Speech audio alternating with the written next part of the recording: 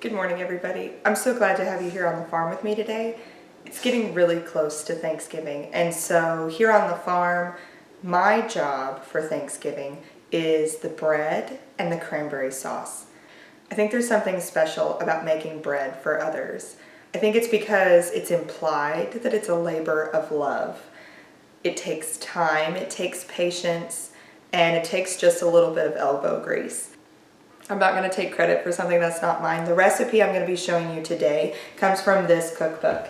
The Griffith family is an amazing family. They can do so many things. I love watching them.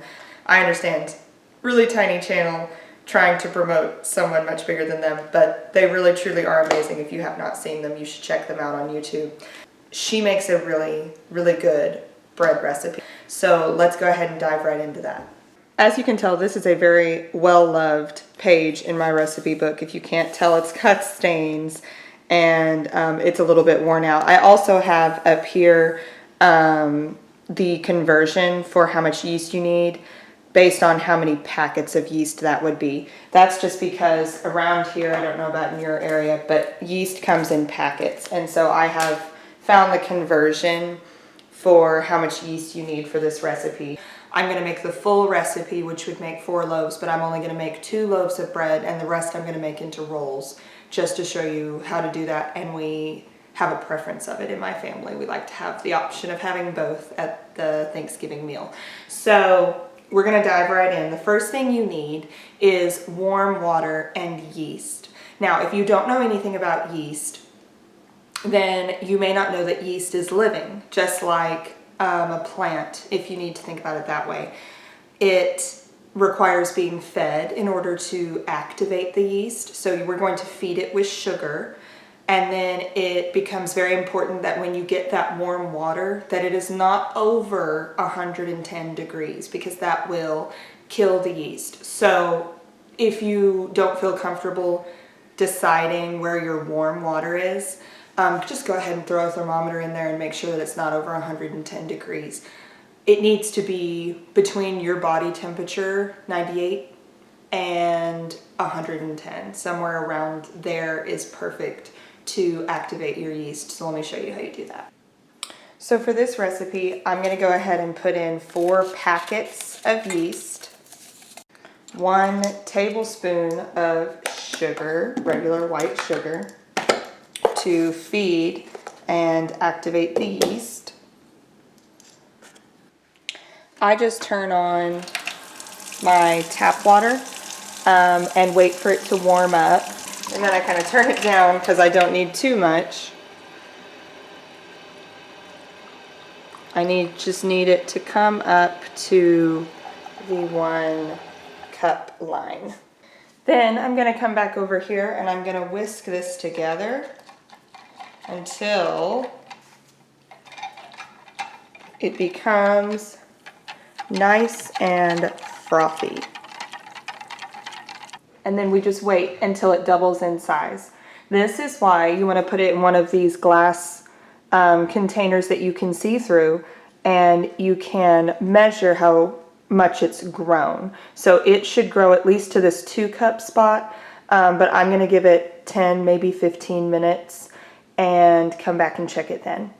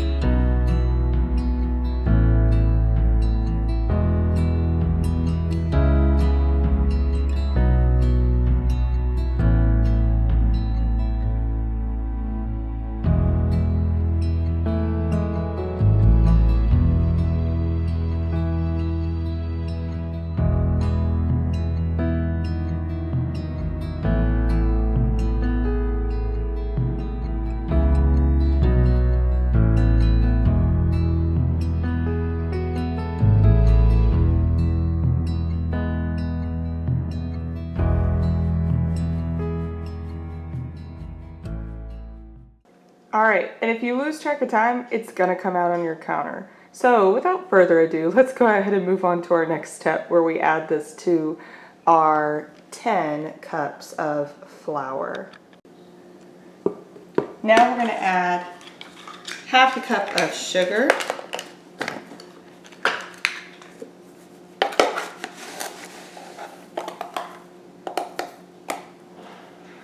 To our flour mixture.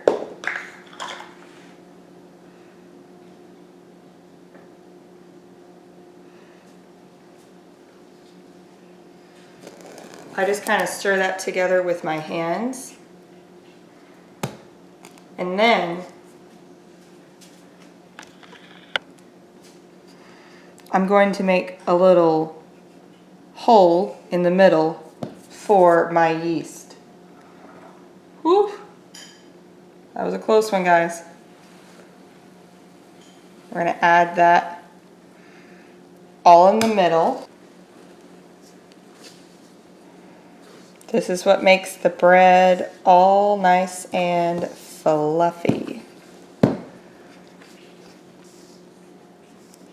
right, then to this we're going to add a half cup of vegetable oil.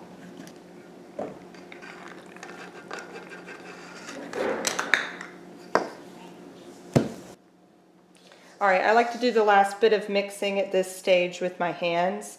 You're going to get the dough or any of the extra ingredients off the side of the bowl. It's going to look pretty shaggy and yucky at this point, not what you'd think dough should look like, but you're just going to keep mixing for just a little bit, kind of incorporate any of that extra flour that's on the bottom.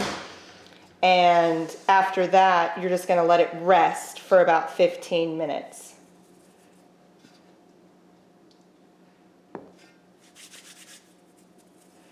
During that time, I think it's just enough time to kind of clean up my kitchen before the next step.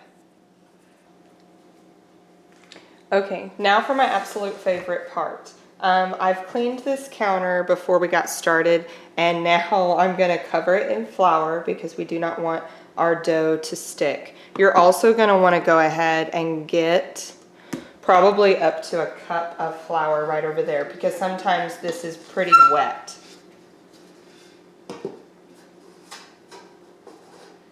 I want to get all the dough I can. So now we're going to do, like I said, my favorite part, we're going to knead it. Okay, and there's no like specific way that you have to do this. It's kind of a folding and pushing with the palm of your hand motion. Now, you should only knead this dough, this specific dough, for a few minutes. Otherwise, you're going to make it too tough. But what you're looking for is a smooth consistency.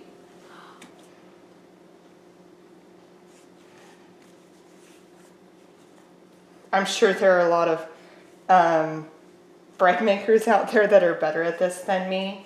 But believe it or not, this actually comes out really good every time. So I'm actually going to stop there because I don't want to over knead my dough. I just want it to look smooth. And I kind of put it in a ball. And really quick, I'm going to clean up my bowl because I don't want any of that extra stuff to stick to my loaf. All right, now you just pick up that big loaf, that big ball of dough, and you stick it in here.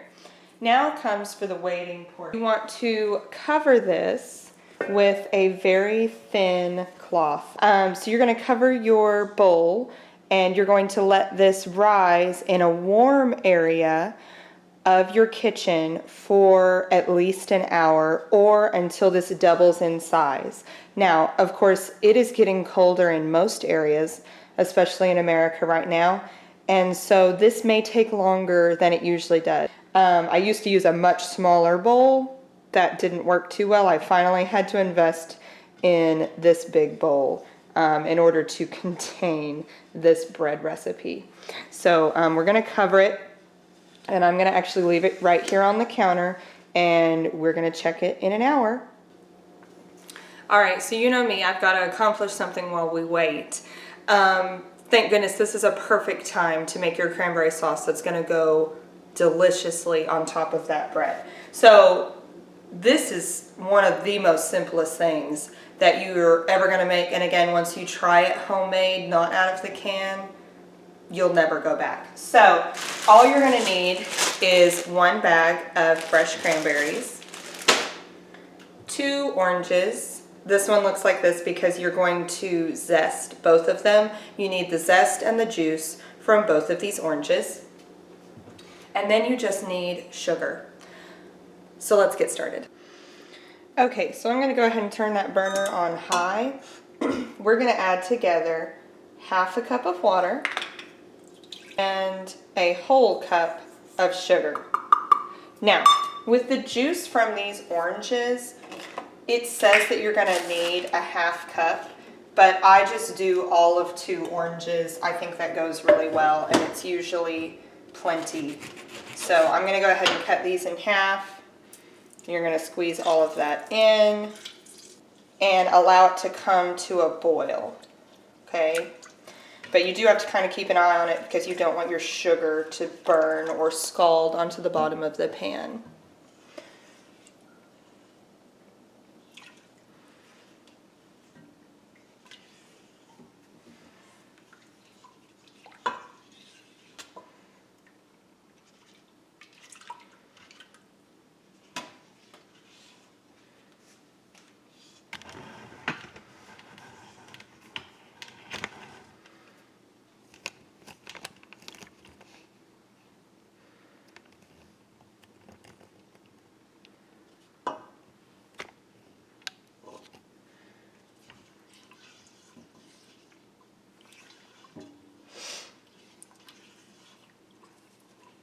I very recently made bread in my classroom.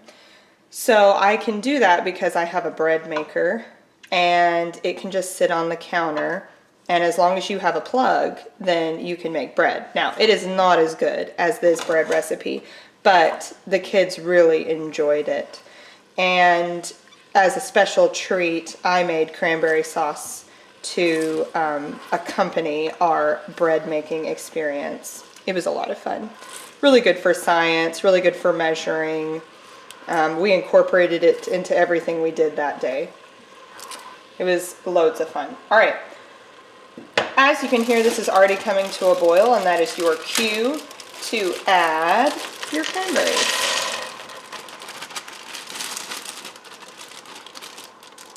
You could very easily double or even triple this recipe depending on how many people you're trying to feed.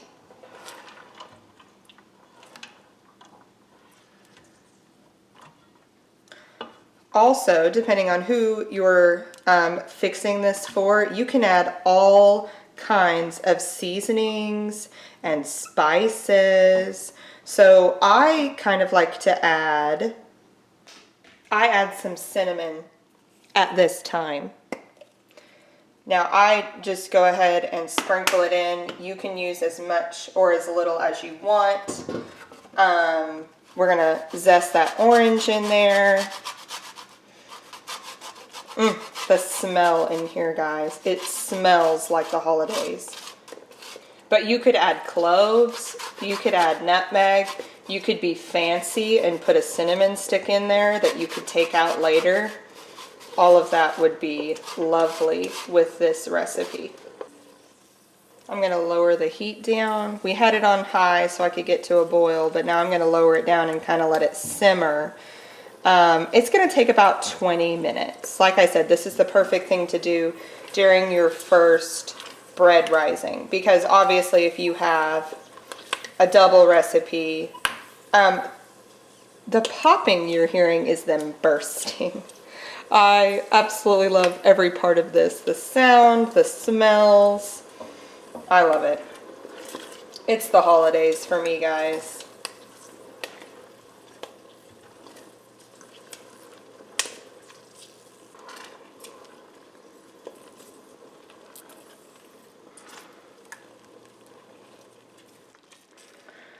All right, guys, we're super close now. The longer you let it cook, obviously, the more it's going to thicken up, just like a jam. If you notice, it looks a lot like jam. Now, the next part is totally up to you. You could leave it like this, let it thicken a little bit, and then put it in your containers that you want to take to Thanksgiving with you. You could also can this easily. And if you don't know how to do that, there are some great videos on canning and preserving things like this in jars. Now, my family kind of likes to have a few of our cranberries not popped. But if you think that's going to be an issue, that your family will not like that feeling of exploding cranberries in their mouth, like these, then just go through and crush them all. It's very easy at this point. In fact, if I stir much harder or too vigorously, they're all gonna pop. But my family kind of likes that whole cranberries in their cranberry sauce, where the whole thing isn't just pulp. Guys, I could eat the whole thing. I had some kids at school that really enjoyed this on their bread.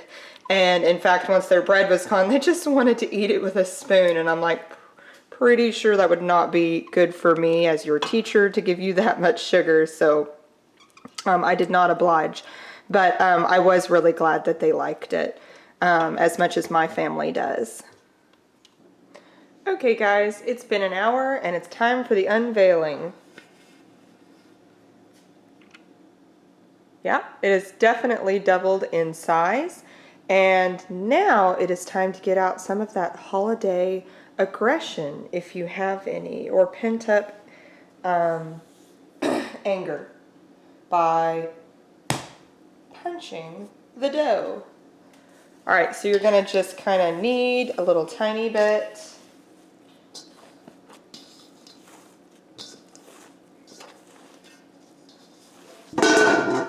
Boop. I usually just kind of turn it over, make it round again.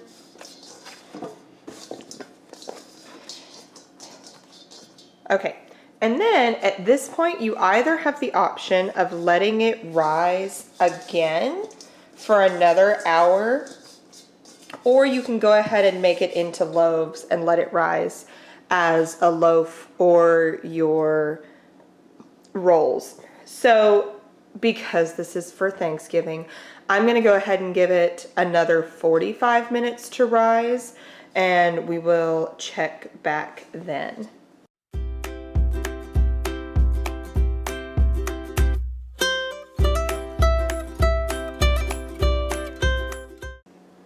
All right, guys, so we've waited another hour. I think putting it by the fire really did the trick. It's got a lot of air bubbles going on in there. And so I'm going to punch it down one more time. Now I'm going to dump it out onto this big cutting board.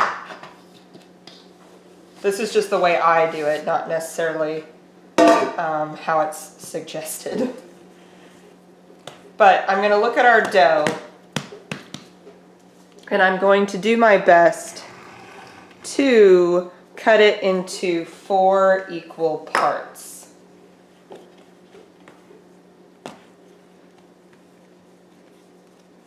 I kind of like to get it into a log that's basically the same. So I'm going to make this one loaf. I'm going to make this another loaf. And then I'm going to do the rest in roll form.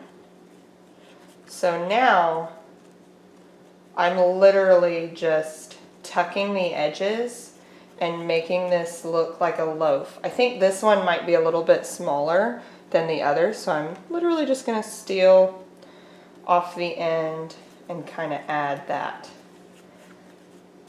I could actually test myself. So the other thing I have over here is my scale.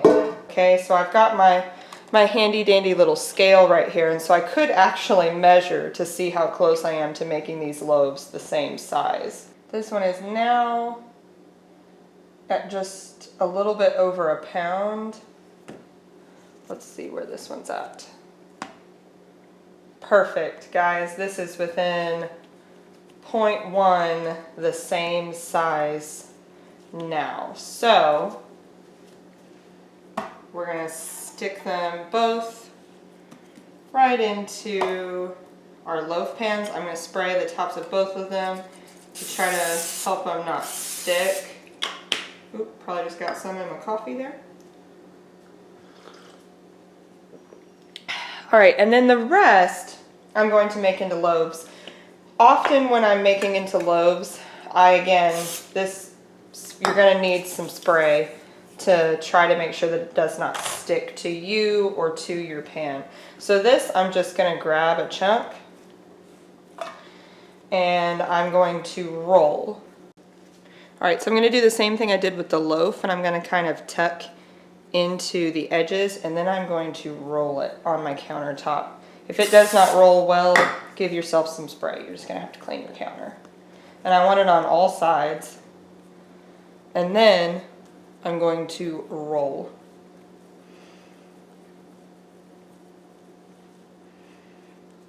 And it's going to make a cute little loaf. So I think this is a pretty good size. I'm going to make this my test size. So let's see.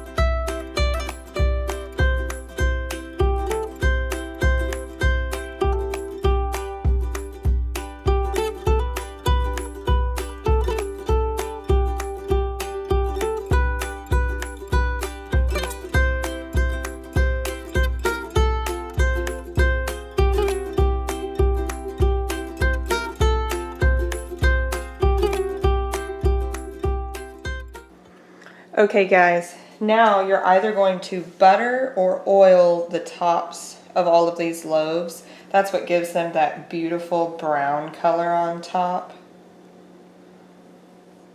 And what I like to do is I like to butter, and then as an extra bonus, I like to put just a tiny bit of salt right on top.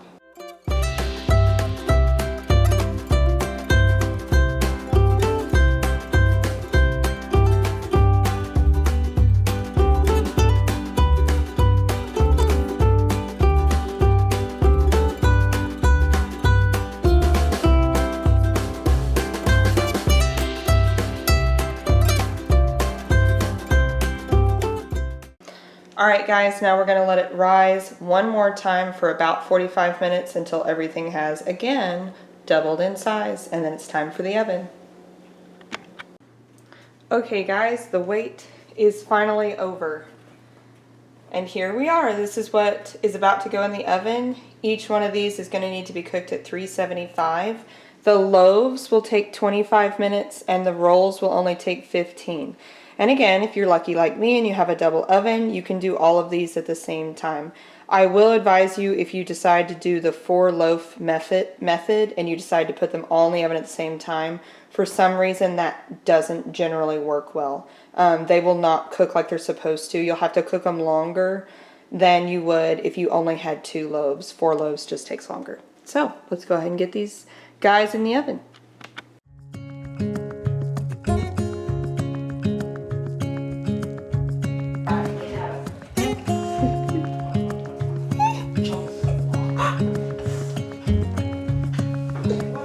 You like it? Is it good? Mm-hmm.